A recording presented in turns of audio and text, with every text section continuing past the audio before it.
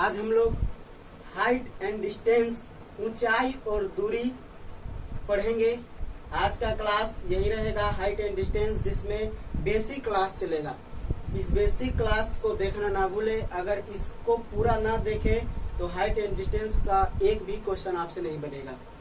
इस वीडियो को पूरा आपको देखना होगा, जिसमें बेसिक क्लास आपका चलेगा। और बेसिक क्लास में हम लोग सबसे पहले एक समकोण त्रिभुज के बारे में अध्ययन कर लेते हैं, क्योंकि ऊंचाई और दूरी में समकोण त्रिभुज ही आएगा। एक बार देख लेते हैं समकोण त्रिभुज। यह ए बी सी एक समकोण त्रिभुज है, जिसका बी कोण 90 डिग्री है। अब इसमें लंब और आधार देख लेंगे। तो लंब और आधार किसे कहेंगे? तो जब तक एंगल नहीं दिया गया होगा, लंब आधार की गणना नहीं करेंगे। अगर यह एंगल है, इस एंगल के बारे में बोला गया है, तो लंब ए बी हो जाएगा। मतलब इसके सामने वाली भुजा क्या होती है? लंब। एंगल के सामने वाली भुजा लंब हो जाएगा। कर्ण जो तिरछे होता है, मतलब जो लंब और आधार को मिलाने वाली जो रेखा होती है, ये लंब हो गया। ई का हो जाएगा आधार। ई दोनों को मिला रहा है कौन? ये वाला। इसको हम लोग बोलेंगे कर्ण। ऐसे आपका क्या है? कर्ण है। एंगल के सामने कोई एंगल दिखाया गया रहेगा, इस कोण के बारे में बोला जा रहा है, तो इसके सामने वाली जो भुजा लंब हो जाएगी। अब अगर इस एंगल को ना बोल करके इस एंगल के बारे में बोला जाता, तो इसके सामने वाली भुजा ये वाली लंब हो जाती और ये वाली क्या हो जाती? आधार हो जाती। कर्ण हमेशा फिक्स रहेगा। इस पर हम लोग कुछ क्वेश्चन देख लेते हैं।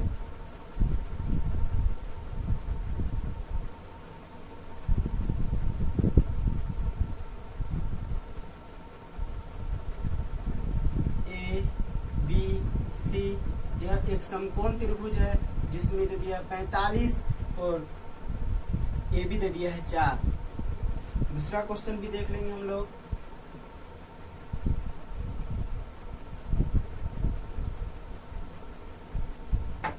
यह भी ए बी सी एक समकोण त्रिभुज है, जिसमें ये वाला कोण दे दिया है 60 और इसको मान लेते हैं हम लोग 10।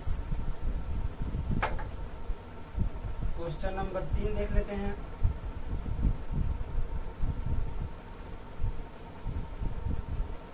ए बी सी कोण ये वाला दे दिया है 30 और कर्ण आपका दे दिया है 5। चलिए, तो पहला क्वेश्चन को हम लोग देखेंगे। पहले क्वेश्चन में एंगल ये वाला दिया गया है, इस एंगल के बारे में बोला गया है 45 डिग्री। तो इस एंगल के सामने वाली भुजा क्या हो जाएगी? लंब। लंब क्या है आपका? 4 है। आधार क्या हो जाएगा? BC। AC क्या है आपका? कर्ण है। अब हम लोग इसमें अगर मान लिया जाए कि हमको AC निकालना है, AC आपका क्या है? कर्ण। इसको निकालना है, तो ध्यान दीजिएगा, लंब दिया गया है और कर्ण निकालना है। सबको ध्यान देंगे। AC कर्ण निकालना है आपको। ये AC जो है कर्ण है। लंब दिया गया है, कर्ण निकालना है। लंब दिया गया है, कर्ण निकालना है। तो आपको पता है कि लंब और कर्ण किसमें आता है? साइन थीटा में। साइन थीटा में क्या आता है? लंब और कर्ण। ऐसा फॉर्मूला सोचना है कि देखना है कि दिया क्या और निकालना क्या है। तो दिया है लंब, निकालना है कर्ण। तो साइन ही एक ऐसा फॉर्मूला। एक फॉर्मूला और है कौशिक, इसका होता है कर्ण बटा लंब। हम दोनों में से कोई फॉर्मूला लगा सकते हैं, क्योंकि दोनों में लंब और कर्ण है। दोनों लगा सकते हैं, दोनों से आंसर आपका सेम आएगा। लेकिन हम लोग साइन से चलते हैं। तो थीटा, थीटा क्या है? आपका एंगल है। एंगल कितना दिया गया है? 45। तो लिखेंगे साइन 45। लंब का मान कितना है? 4। कर्ण निकालना है। कर्ण निकालना है, तो कर्ण क्या है आपका? AC। साइन 45 का मान 1/√2 बराबर 4/AC। यहाँ से हम लोग कैलकुलेशन करेंगे तो आपका आ जाएगा AC बराबर 4√2। यही आपका क्या है? आंसर हो जाएगा। यही आपका कर्ण निकल जाएगा। दूसरा प्रश्न भी वैसा ही है। दूसरे प्रश्न में आपको निकालना है BC और तीसरे प्रश्न में निकालना है AB। चलिए तो इसमें देखते हैं BC निकालना है, BC निकालना है। तो ध्यान दीजिएगा, एंगल, इस एंगल के बारे में बोला गया है और इस एंगल के बारे में बोला गया है तो इसके सामने वाली भुजा लंब हो जाएगी। BC क्या हो जाएगी? लंब। यह क्या है? आधार। कर्ण हमेशा फिक्स रहेगा, तिरछा वाला हमेशा कर्ण होगा। इसके सामने वाली भुजा ये हो जाएगी लंब और ये हो जाएगी आधार। तो लंब, आधार, आधार दिया है, लंब पूछा है, आधार दिया है, लंब पूछा है। तो tan थीटा याद होगा, फॉर्मूला होता है लंब बटा आधार। ऐसा फॉर्मूला सोचना है जिसमें दोनों आ जाए, दिया हुआ भी और पूछने वाला भी। पूछा क्या है? लंब BC, यही BC आपका क्या है? लंब है, थीटा के सामने वाली भुजा। लंब पूछ रहा है, आधार दिया गया है, वही सोचना है किसमें लंब और आधार दोनों आता है। थीटा का मान कितना? 60। ये थीटा आपका एंगल बताएगा, तो थीटा का मान 60। लंब कितना निकालना है? निकालना है अगर BC आपका क्या है? लंब है जो आपको निकालना है। तो BC, आधार का मान 10, tan 60 का मान कितना होता है? √3 BC बटा 10। तिरछा तिरछी गुना करेंगे हम लोग, तो इसीलिए BC बराबर आपका आ जाएगा 10√3। यही आपका क्या है? आंसर है। अब हम लोग उस क्वेश्चन को भी सोल्व कर लेंगे। इसमें AB निकालना है। ध्यान देंगे, कर्ण दिया गया है, ध्यान दीजिएगा, कर्ण दिया गया है, AB निकालना है और कोण के सामने वाली भुजा क्या कहलाती है?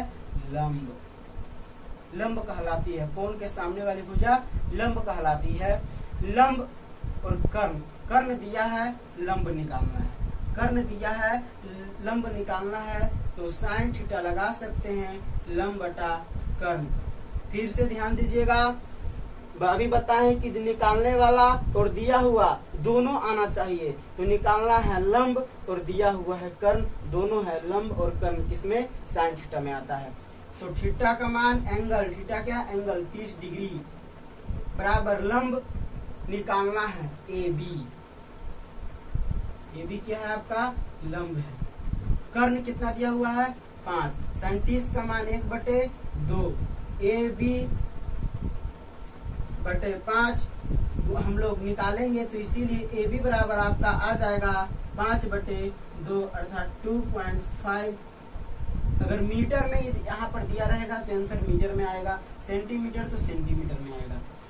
उसी प्रकार से इसमें भी अगर मीटर में है तो मीटर में आंसर आएगा, सेंटीमीटर तो सेंटीमीटर में। इसको हम लोग नोट कर लेंगे।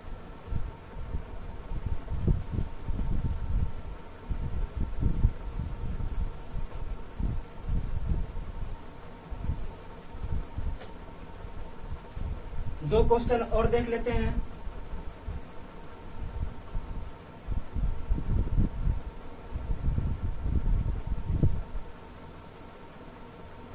यह एक समकोण त्रिभुज है। एक 5वां क्वेश्चन देख लेते हैं।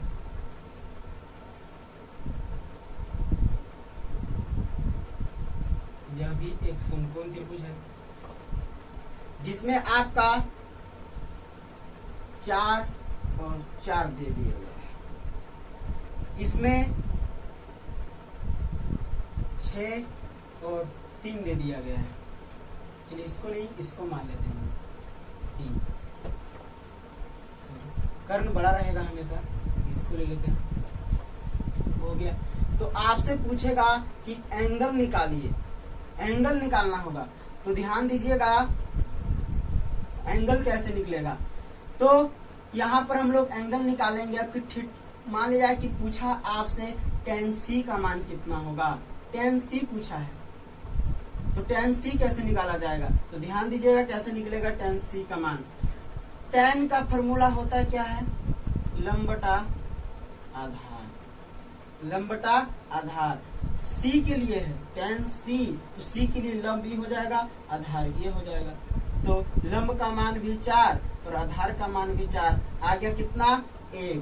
तो tan C बराबर 1। तो ध्यान दीजिएगा tan C बराबर 1 को tan 45 लिख सकते हैं, क्योंकि tan 45 का मान कितना होता है? 1 होता है। अब एक तो साइन 90 का भी मान होता है, लेकिन वो नहीं लिखना है। tan इधर है तो tan वाला ही सोचना है।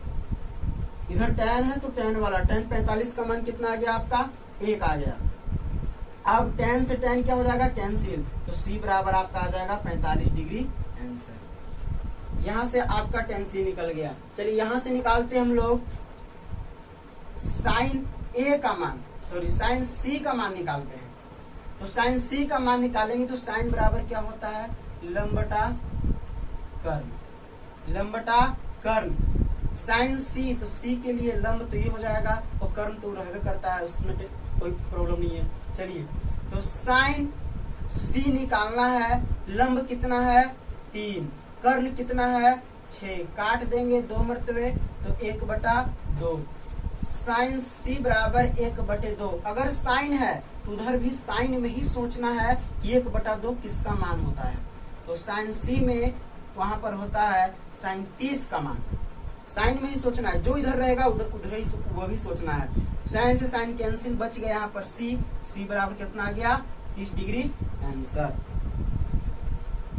चलिए अब हम लोग आगे स्टेप सीखेंगे।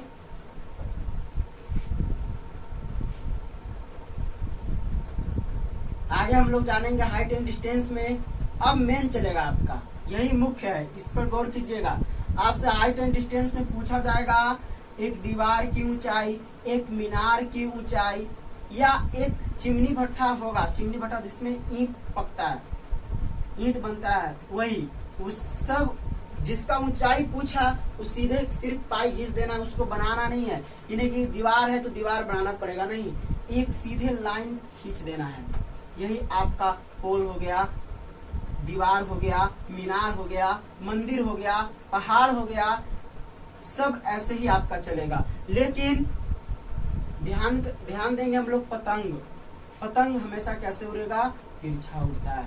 मान लीजिए कि पतंग हमारा उड़ता है, ये क्या है? हमारा पतंग है। ये पतंग, ये क्या है? डोरी है। ये डोरी है, पतंग की डोरी। यहाँ से कोई आदमी उड़ा रहा है, ये डोरी है। ऊंचाई हमेशा सीधे। पतंग कहाँ पर है? यहाँ पर। यहाँ से सीधे लाइन खींच दीजिए, यही पतंग की क्या हो जाएगी? ऊंचाई हो जाएगी। फिर इस प्रकार से हम लोग मिला देंगे तो ये भी समकोण त्रिभुज बन जाएगा। ऐसे ही आपका बनाना होगा। जैसे आप लोग पहाड़ की ऊंचाई पूछेगा तो पहाड़ तो होता है किस तरीके से? इस तरीके से। लेकिन नहीं, पहाड़ की ऊंचाई हमेशा क्या हो जाएगी? सीधे। वही हमेशा पहाड़ की ऊंचाई होती है। सीढ़ी, जैसे बोले आगे एक दीवार पर सीढ़ी लगा दी गई है, तो एक दीवार इस प्रकार से, सीढ़ी कैसे लगेगा? सीधा नहीं लगता है, सीढ़ी तिरछे लगता है। सीढ़ी लग गया, ये हो गया आपका एक दीवार, तो सीधा लाइन खींच देंगे। बोलेगा सीढ़ी लगाया गया है तो इस प्रकार से। या बोलेगा एक बांस को एक रस्सी से बांध दिया गया है, भूमि पर किसी बिंदु पर बांध दिया गया। एक बांस है, अब भूमि पर कहीं एक रस्सी से इसको क्या कर दिया गया है? बांध दिया गया। इस प्रकार से बांधना है रस्सी। हमेशा सीधे नहीं बंधाता, सीधे बनाएगा तो गिर जाएगा। इसी प्रकार से उसको बांधना पड़ेगा आपको, ऐसा रहेगा। अब कभी कभी ये भी रहता है कि एक पेड़ है, पेड़ की भी ऊंचाई हमेशा सीधे, यानी कि पेड़ पारना है, हो गया, ये पेड़ हो गया। बोलेगा एक पेड़ है लेकिन आंधी के आने से टूट जाता है, इस प्रकार टूटता है कि इसकी ऊपरी सिरा टूटता है, ऐसा टूटता है ना कि इसका ऊपरी सिरा आके, मान लीजिए कि जमीन है, इस जमीन को यहाँ पर टच करता है। तो मान लीजिए कि यहाँ से टूटा होगा, मान लीजिए कि यहाँ से टूटा होगा, तो इसकी ऊपरी सिरा ऐसे गिरी, तो गिर के कहाँ पर? यहाँ पर आके टच करेगी, यही आके गिर गया ऐसे। अब आपसे बोलेगा कि पेड़ की पहली लंबाई क्या थी? तो पहली लंबाई मतलब ये पूरा निकालना है। पूरा निकलेगा कैसे? पहले पेड़ था लेकिन अब पेड़ नहीं है। क्यों? क्योंकि आंधी के आने से क्या हो गया? टूट गया। और ऐसा टूटा कि इसकी ऊपरी सिरा जाके कहाँ टच करता है? भूमि को टच करता है। ये हो गया। अब पेड़ की पहली ऊंचाई पूछेगा तो इसको निकालना होगा और इसको निकालना होगा, दोनों को हम लोग जोड़ देंगे तो पेड़ की पहली ऊंचाई, यही ना, यही तो टूट के गिरा है, इसको और इसको निकाल के जोड़ देंगे तो पेड़ की पहली ऊंचाई आपका आ जाएगा। कभी कभी ऐसे बोल देगा कि ऊपरी सिरा कितनी दूरी पर गिरा है, कभी कभी ये निकालना पड़ेगा आपको, इस सब में ध्यान दीजिएगा। अब हम लोग सीखेंगे उन्नयन कोण, उन्नयन कोण, एक होता है अवनमन कोण, अवनमन कोण। तो उन्नयन कोण जैसे ही हमारा आंख ऊपर की ओर होगा, जैसे आपसे बोलेगा कि एक दीवार पर सीढ़ी की ऊपरी सिरा, क्वेश्चन है एक दीवार पर सीढ़ी की ऊपरी सिरा, ध्यान दीजिएगा सीढ़ी की ऊपरी सिरा, सीढ़ी लग गया, एक दीवार है, एक दीवार पर सीढ़ी है, सीढ़ी ऐसे लगेगा, सीढ़ी की ऊपरी सिरा 30 डिग्री का कोण बनाती है, 30 डिग्री का उन्नयन कोण बनाती है, बोल दिया जाएगा आपसे 30 डिग्री का उन्नयन कोण।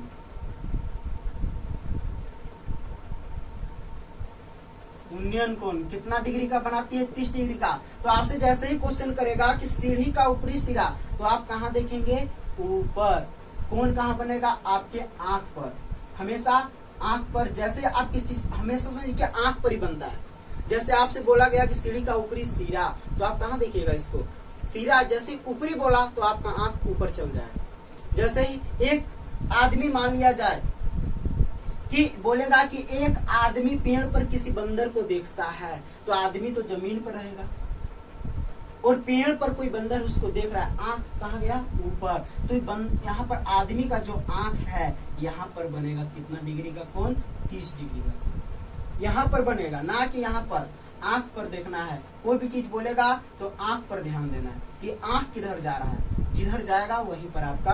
अगर ऊपर की ओर आ गया तो उन्नयन कोण बनेगा, नीचे की ओर आया तो अवनमन कोण बनेगा।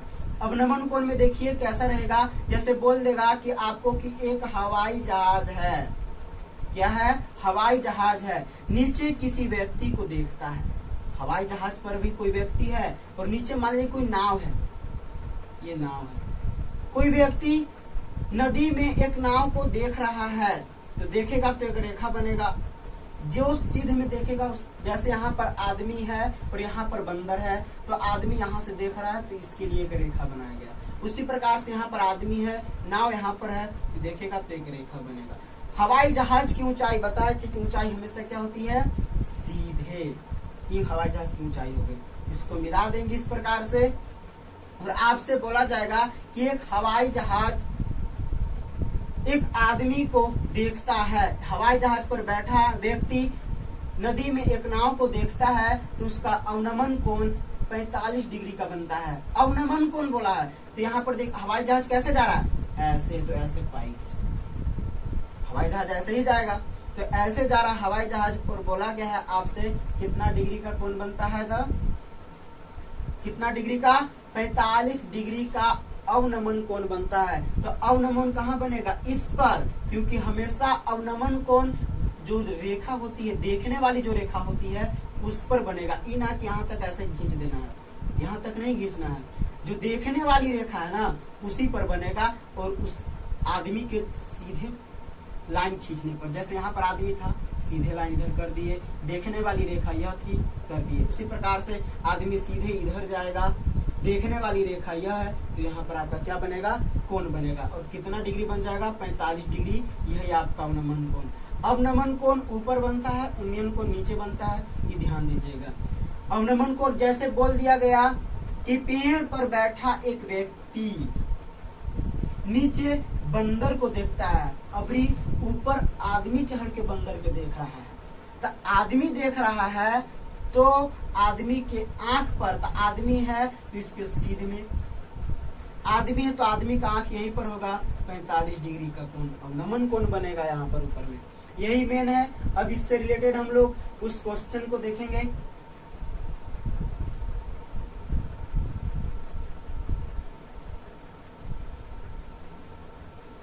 एक चीज ध्यान दीजिएगा कि हम लोग एनसीईआरटी के सिलेबस को फॉलो करेंगे, और जो आपका बुक है उसमें से एनसीईआरटी का बुक का A to Z क्वेश्चन हम सॉल्व करेंगे। ध्यान से इस वीडियो को देखिएगा। आज 5 से 6 क्वेश्चन हम करवा देते हैं।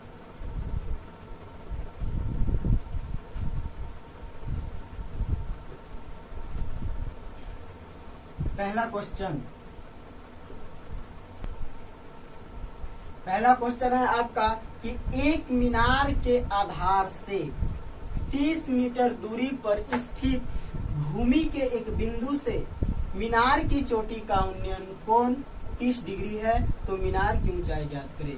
एक मीनार के आधार से 30 मीटर दूरी पर तो एक मीनार है, मीनार हमेशा क्या हो जाएगी, सीधे 30 मीटर दूरी पर स्थित भूमि के एक बिंदु से, मान लीजिए कि मीनार भूमि पर ही होगा तो मान लिया कि भूमि है, यहाँ पर एक बिंदु है, आधार से 30 मीटर की दूरी पर एक बिंदु है स्थित भूमि, एक बिंदु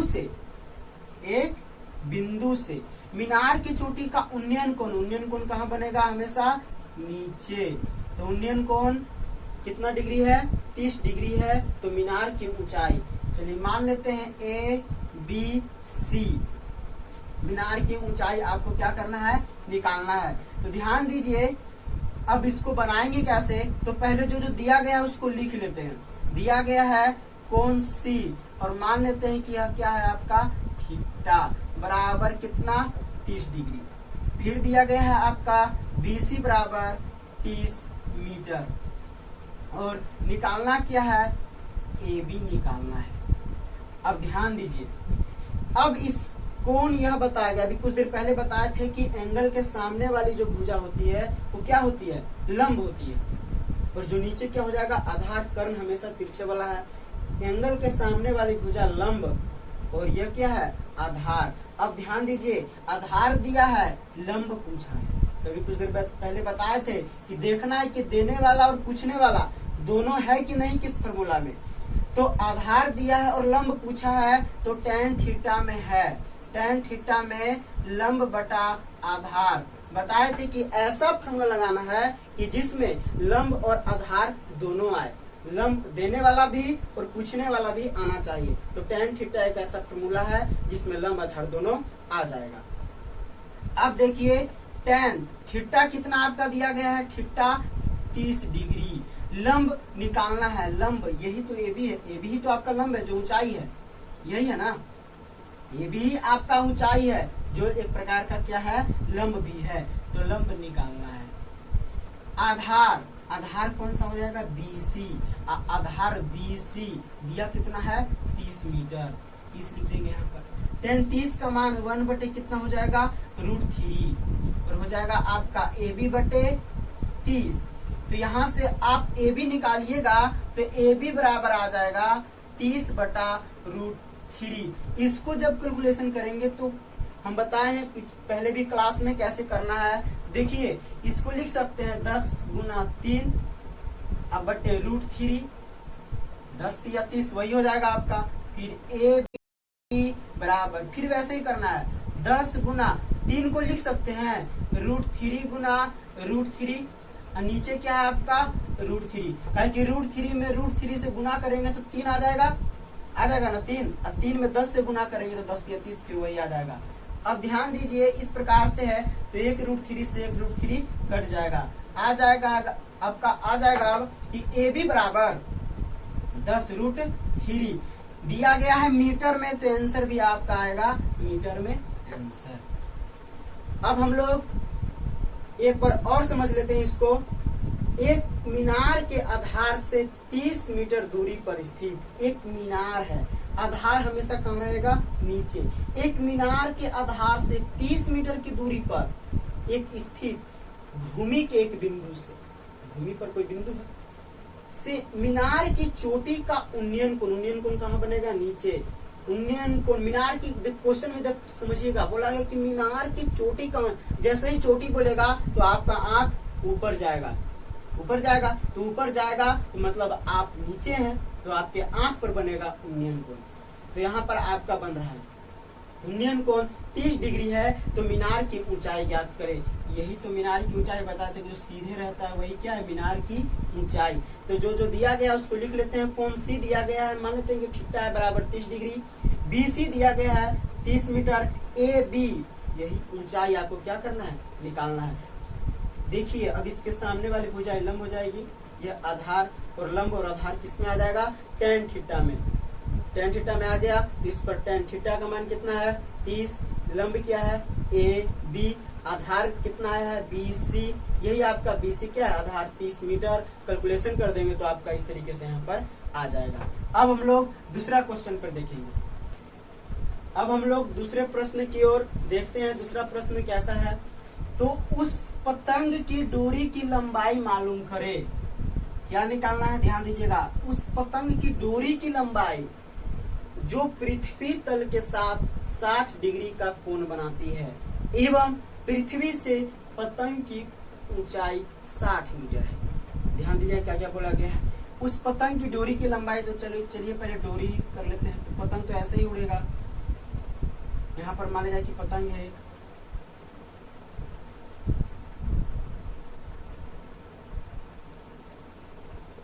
यह पतंग हो गया।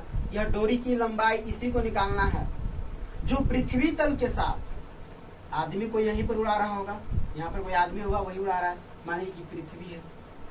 पृथ्वी तल के साथ कितने डिग्री का कोण बनाती है, 60 डिग्री।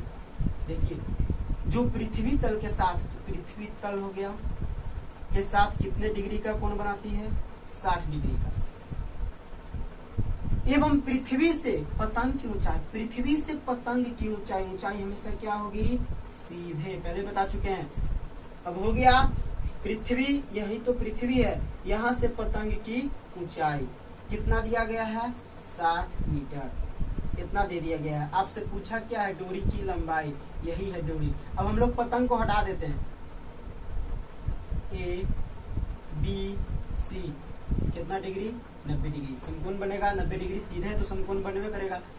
अब हम लोग देखते हैं दिया गया क्या क्या है। तो AB आपका दिया गया है कितना, 60 मीटर। कौन सी, इसको मान लेते हैं थीटा, दिया गया है कितना, 60 डिग्री। आपसे पूछा है डोरी की लंबाई, डोरी यही थी ना, AC बराबर 1। अब ध्यान दीजिए कि इसके सामने वाली भुजा यह लंब हो जाएगी। एंगल दिया गया है तो एंगल के सामने वाले भुजा लंब, पूछा क्या है, कर्ण। दिया गया है लंब, पूछा है कर्ण, तो हम लोग कौन सा कोण लगाएंगे, साइन थीटा, लंब बटा कर्ण, लंब बटा कर्ण। तो अब ध्यान दीजिएगा कि साइन थीटा का मान कितना है, 60। लंब दिया गया है आपका, यही ए भी क्या है, लंब है, सामने वाली भुजा लंब होती है, तो 60। कर्ण AC, यही डोरी है आपकी। कर्ण जो AC है इसको लिख लेते हैं, चलिए। तो AC क्या है आपका, डोरी है, बराबर भाग। यही आपका पूछा है कि AC बराबर क्या हो। अब साइन 60 का मान √3 बटे कितना होता है, 2। आ गया ऊपर में 60, नीचे कितना आ जाएगा, AC। अब इसको कैलकुलेशन करेंगे तो आपका AC बराबर आ जाएगा 60 गुना 2, अब बटे में √3। कैलकुलेशन कीजिएगा, तिरछा तिरछी एक बार गुना कर करके फिर भागा मिलाना। एक बार समझा देते हूँ कैसे आ गया, देख लीजिए। तिरछा तिरछी गुना करेंगे तो क्या √3 AC लिख सकते हैं, इसमें गुना करेंगे तो, इसमें गुना करेंगे तो 60 गुना 120, चलिए तो लिख सकते हैं इसको 120, गुना हो गया तिरछा तिरछी। अब देखिए AC निकालना है तो AC बराबर √3 गुना में तो नीचे भागा में, ये आपका आ गया। अब क्या करेंगे हम लोग, कैलकुलेशन करेंगे, आगे देखना है कैसे होगा। तो 120 को लिख सकते हैं 40 गुना 3, अब बटे √3 लिख सकते हैं, 40 दिया है 120। अब ध्यान दीजिए यहाँ पर ये हो गया, तो 40 गुना 3 को फिर वैसे लिखना है, √3 गुना √3 हम लोग लिख सकते हैं, पिछले क्लास में बताया गया है। फिर √3 से √3 कट जाएगा, AC बराबर आपका आ जाएगा 40 √3। क्वेश्चन क्या दिया गया है, मीटर में, तो आपका आंसर भी मीटर में, यही आपका क्या हो जाएगा, आंसर हो जाएगा। चलिए एक बार ध्यान से और देख लीजिए। उस पतंग की डोरी की लंबाई ज्ञात करना है। पतंग की डोरी, तो डोरी यही होगा, AC आपको निकालना है, जो पृथ्वी तल के साथ कितना डिग्री का, 60 डिग्री का कोण बनाती है। एवं पृथ्वी से पतंग की ऊंचाई क्या हो जाएगी, सीधे। तब पृथ्वी से पतंग ऊपर था, उसकी ऊंचाई कितना, 60 मीटर। अब जो दिया गया है फॉर्मूला लगा के आप लोग इसको देख लीजिएगा। चलिए तो आज के बाद अगला क्लास जो पार्ट 2 आएगा, ये पार्ट 1 है। अब आगे हम लोग देखेंगे पार्ट 2 में और सारे क्वेश्चन को। आपका एनसीईआरटी का पूरा बुक का क्वेश्चन बना दिया जाएगा। ध्यान से सभी वीडियो को देखिएगा, पूरा देखिएगा और वीडियो को जितना से जितना अधिक हो सके शेयर करें, लाइक एंड सब्सक्राइब करें।